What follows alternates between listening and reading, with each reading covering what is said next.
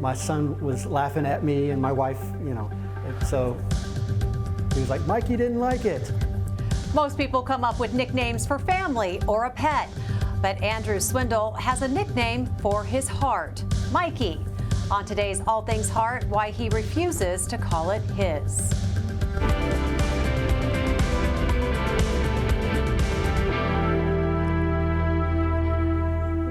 Good morning, I'm Jessica Lovell in for Alexis Del Cid. Welcome back to All Things Heart. Andrew Swindle was asked to give some final words at a city council meeting, and they almost really were his final words. Hold on. Excuse us for a minute. We have a little medical emergency. He collapsed in the middle of his speech and wound up being the first of his kind here at the health system.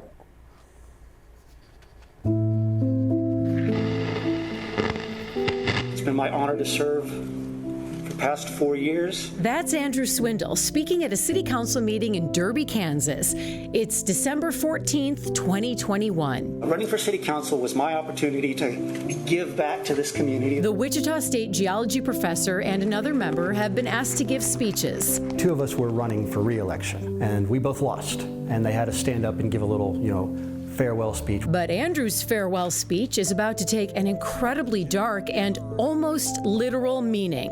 As the mayor moves on to the next agenda item, you can see part of Andrew sitting directly to the mayor's left. Next, Andrew appears to clench his fist and start breathing rapidly. Then he disappears from the screen. Andrew has collapsed. His heart has stopped beating. Excuse us for a minute. We have a little medical emergency. The next thing I know, I was in the hospital. Andrew believes he made it to the hospital alive for 2 reasons. 1, the police chief, also at the meeting, performed CPR. 2, first responders happened to be watching the meeting live from the firehouse. We have a little medical emergency. They told me later that they were in the truck before the call came in. They packed me on ice and put me on a plane and flew me to Kansas City. But the trouble for Andrew actually began more than 50 years before this frightening evening, when he was still in the womb. Andrew was born with a life-threatening congenital heart defect called TGA. Transposition of the great arteries. That's when the 2 main arteries leaving the heart are reversed. He had his first surgery at age 2 and gradually had to dial back physical activities as he grew older. Basically had to scale it all down because I had episodes of SVT. It's where your heart races. It got into my 20s and I'd have these episodes and they started taking longer and longer to go away. But life went on. Andrew graduated, got married, built a family, earned his PhD, became a geologist, and then a very proud geology professor at Wichita State. There's basically not enough water pressure to fuel it. I taught the student in a soils class, and he said, I got a job because of your class. And eventually he became a city council member, which brings us back to December 14th, 2021. Shortly after Andrew's heart stopped, he would also have a stroke and embark on one of the hardest journeys he has ever traveled in his 50 years, culminating with a type of heart transplant that had only been performed once before at the University of Kansas Health System. A transplant so complicated and so intricate because of his unique congenital heart condition, it required 2 surgeons from 2 different hospitals working side by side in the OR to ensure Andrew came out the other side. And we are joined in studio by Andrew's transplant surgeon, cardiothoracic surgeon, Dr. Matt Danter. How are you today? Good morning. Good to have you. And we are really glad to be joined virtually today by Andrew. It has been just past the 1-year mark since your transplant. How are you feeling? Feeling good. Good to have you with us. We're glad to have you to learn more about your story. Andrew, Dr. Danter was the 2nd ever congenital heart transplant here at the health system. What makes a congenital heart transplant different than somebody experiencing heart failure? Well, typically, there's a number of things. First is that the patients typically have had multiple previous heart operations, which makes things a little technically more challenging. But their anatomy is such that they often require sort of reconstruction of certain elements of their anatomy. So their atria or their great vessels or something require further reconstruction as opposed to just take the old heart out and put a new heart in for someone who doesn't have congenital heart disease. So let's take a look at this. On the left is normal heart. Explain the difference on the right, which is the heart with TGA. Well, essentially what you have is the circuits are essentially disconnected. Usually you have the venous return to the heart goes to the right atrium, then the right ventricle out to the lungs, and then back to the left atrium and left ventricle to the rest of the body once it's been oxygenated. In DTGA, you basically have those fundamentally disconnected. So the venous blood returns back to the right side of the heart, which is actually the systemic ventricle, and it essentially ends up with these circuits being in parallel. So the ways that those have been fixed over the last sort of several decades, and as we were talking before the show with Andrew, we really stand on the shoulders of giants who were able to repair this. And in Andrew's reconstruction, they had basically what's called a mustard procedure, where they baffle the venous blood that returns to the heart to the left-sided circulation so that it could be pumped to the lungs, and then it gets baffled back to the systemic ventricle, which is actually the right ventricle, so that it can be pumped back to the rest of the body. Incredible. Okay, so let's take a closer look at the heart with this condition. How does the heart adapt? Well, a number of things occur. One is that with this baffle that's placed so that they basically create a hole in the heart and then baffle the blood from one side to the other. Over time, as you can imagine, as the heart grows, that baffle can become constricted or narrowed, and it essentially works like a valve stenosis, or it essentially manifests like a valve stenosis. So the typical maladaptive features of TGA is that you end up getting arrhythmias related to the scars from having the previous surgery. But also, the right ventricle is not designed to be your systemic ventricle. It's not designed to, support the systemic circulation for someone's life. So you often get their systemic ventricular heart failure over time. And those are the two sort of principal maladaptive features of it.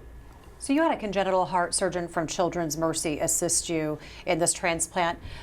What is it about these particular cases that are so complex? Well, as we talked about, some of the anatomical features require that you have, but Dr. Will Gibson and I have done work together on all of the congenital transplants that we've done here, and that's basically to make sure that we have two sets of eyes looking at the problem, and someone with his level of expertise in the event that we need to reconstruct the left atrial cuff, or as we did with some of the other ones, reconstruct the pulmonary arteries, and basically,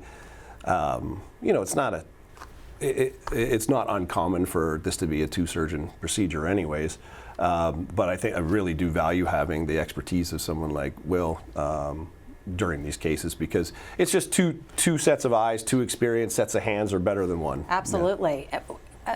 And on that note, what would be the biggest risk, would you say, for children born with this condition?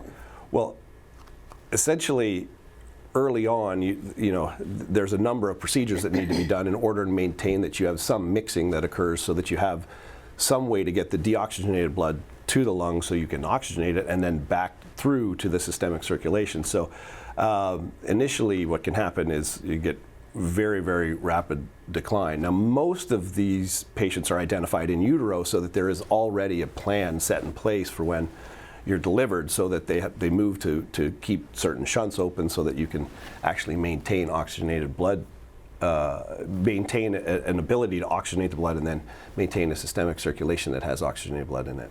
Andrew, again, just such an incredible story we're learning this morning. How did your family explain this to you as a kid? I don't remember them ever actually explaining it to me. I just I grew up knowing that I'd had a heart surgery. And I don't know if they specifically told me what they told me what the procedure was called, but I don't think they ever told me what exactly the procedure entailed. But I know that I was familiar with what the procedure entailed in junior high. As you got older, did you know that a transplant was a possibility? No, actually. Yeah. Oh, well, please. Well, I was going to say I'd never heard of transplant being a possibility until my former congenital heart doctor, Dr. Mulhern, who was at KU, he made an offhand comment on one visit about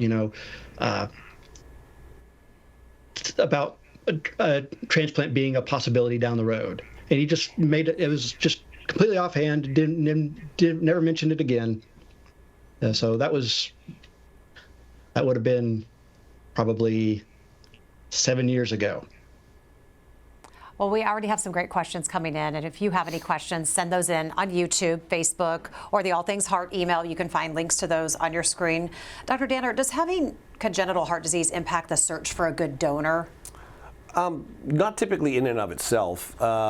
We have to still, because people have had typically multiple surgeries, you have to make sure that they don't have antibodies, and it can sometimes complicate the immunologic factors we look at for a heart transplant. But no, I mean, the anatomical features are usually something that we can overcome, but sometimes we need to have, it gets relatively, I don't want to be macabre about it, but we need more aorta or more superior vena cava or something like that in order to make sure we have enough actual sort of tissue to reach where the sort of consequences of the anatomical variations result in things being spaced in different anatomical positions at times. But typically what we try to do is make it as much like a conventional transplant as possible. How many of those have you been a part of, those types of transplants? Dozens throughout training and through my time elsewhere. But, this is why we have a multidisciplinary approach to these things, and we have input from our congenital colleagues and congenital cardiology colleagues, because it really does, this is one of the examples of where you need the multidisciplinary approach, because there are things that may come up that make the transplant process and even the transplant recovery period somewhat more challenging. We're fortunate that with Andrew that he was in great shape going in, and he did really quite well, and there were really no hiccups. Andrew, that video of your collapse, that has to be hard to watch. What do you think when you look back and see that? I first have to ask you that. I don't really know. It's just kind of something that happened, and it's in the past. Yeah, well, I can see you wanting to put that in the past. It's just not often that something like that gets documented in that way, for sure. But you had a lot of things on your side. High quality CPR from the police chiefs that were at the meeting, the first responders that were watching that meeting before responding. Have you spoken with any of them since they helped save your life? Absolutely. Absolutely. I've the police chief, actually, he retired soon after that, so I had to call him, but thanked him immensely. And then the first responders, I actually set up a meeting with the fire chief to go to the fire station, and my wife baked I think she made a bunch of cookies and brownies, and we brought those to them and sat down and talked to all of them. Wow. Well, I want to get to some community questions this morning. We have several coming in today. Alex wants to know, how did having this heart defect impact your childhood? Did you have to miss out on any extracurriculars? What was it like for you? It's hard to really say, because I don't know what it was like I don't have any reference, I've just always been like this. I would say that, it didn't prohibit me from doing any extracurricular activities, but it did kind of limit how thoroughly I could do them. So, for example, when I first started playing soccer and such, I could push myself so hard, and then I'd enter SVT, and I'd have to stop, and it'd go away. But then as I got into high school and I was more active, I didn't have any episodes of it at all. And then, of course, in my 20s, I started having the SVT again, and the delay or the time it took to recover from SVT kept increasing. Now at this point in time, nobody had ever told me that SVT was something you should go to the hospital anytime it happens. So there was that on top of it. Lauren is asking, is this condition genetic? Do your children have it? No. My understanding is it's not genetic at all, and my kids don't have it. Yeah, Dr. Dander? Yeah, it's a lot about the genetics is not really even well known yet, but basically it's considered sporadic, meaning that it doesn't have an inheritable sort of pattern of disease. So it's actually, unfortunately, it's relatively random.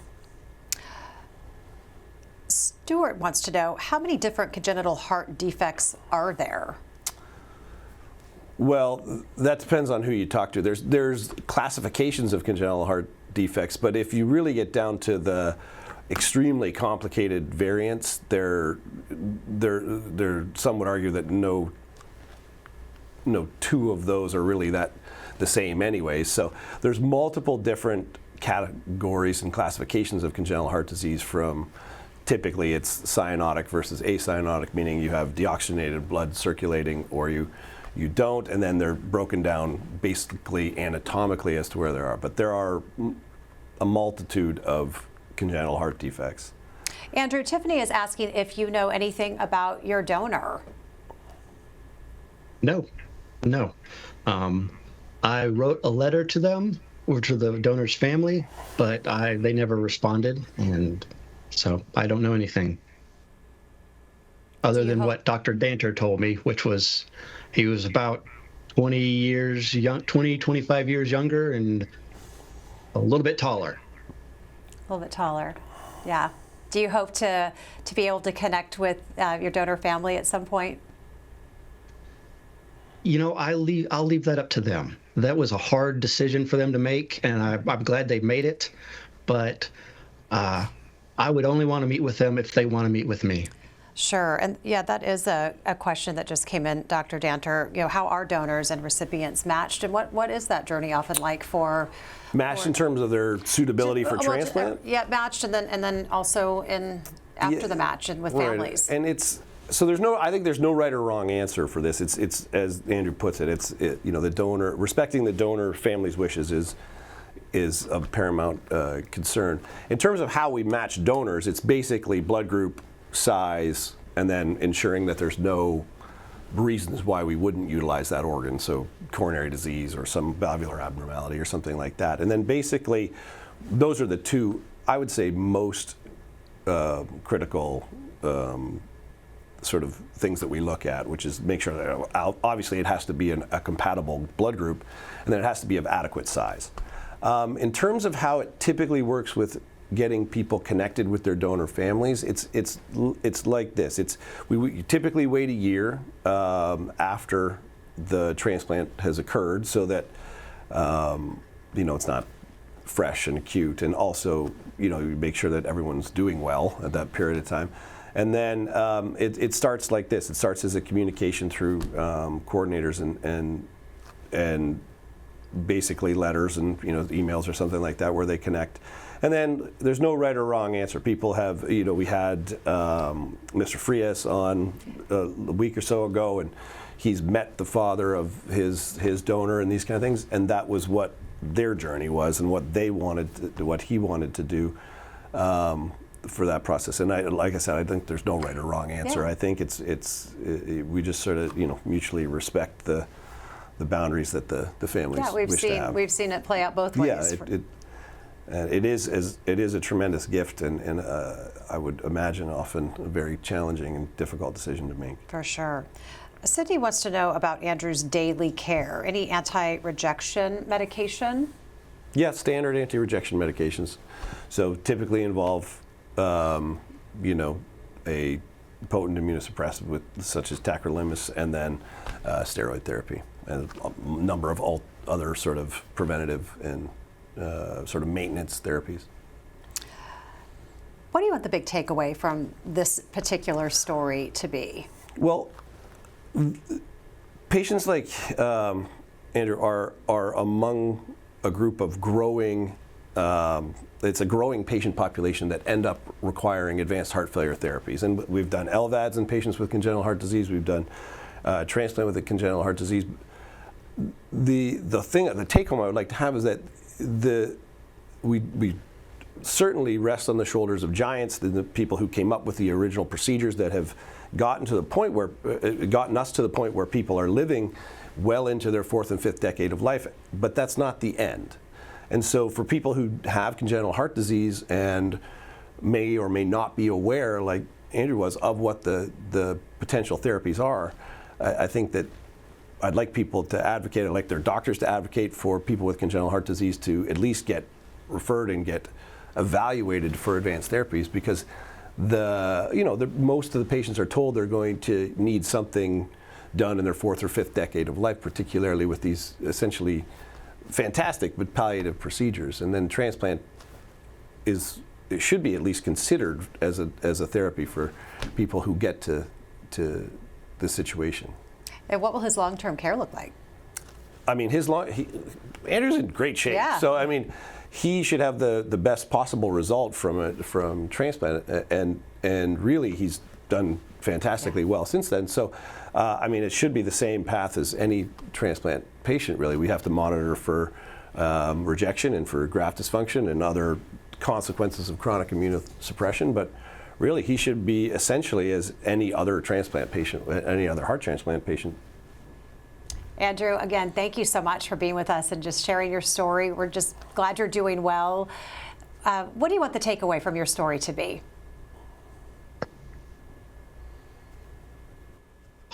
I don't even know where to start. I would.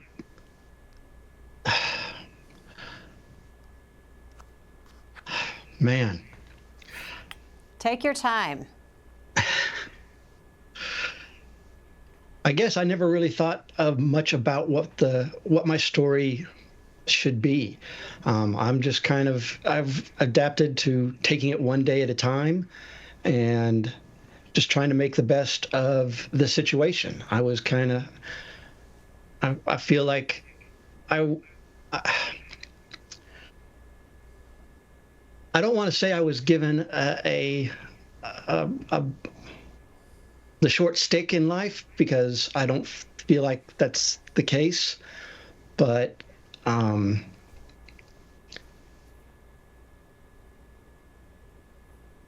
it's not.